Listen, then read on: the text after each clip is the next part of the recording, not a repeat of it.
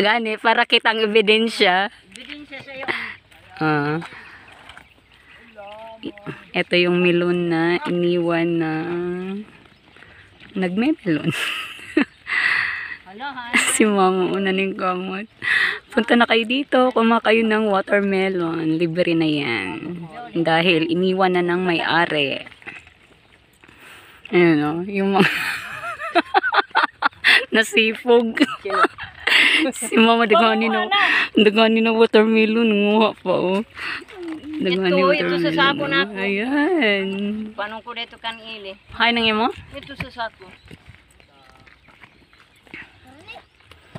Katuma pag motor may baligya isuroy. Soks ginawa ko sa bangin.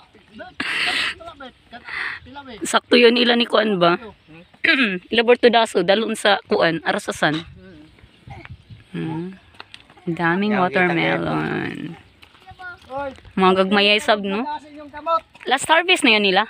Na ni kay. Gwapo kayo itong imugatag sa kuha ba? Duha ka buok.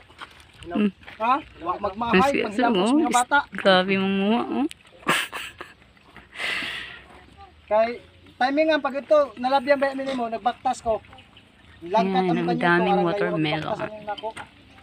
Meron pa dyan sa mga tanim-tanim na naiwan. Watermelon. Libre na yan, no? Iniwan na ng may-ari. Ayan. Yung kaninang nahiya, bumalik. Kumuha na ng watermelon. Tumalikod pa.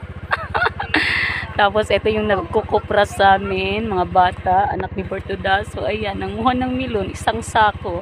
Kaya punta na kayo dito. Magdala kayo ng sako para may maiuwi kayong watermelon.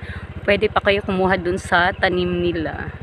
Pati yung nagtatrabaho dito sa kalsada, nanguha din sila ng watermelon. Ayan siya. Ayan.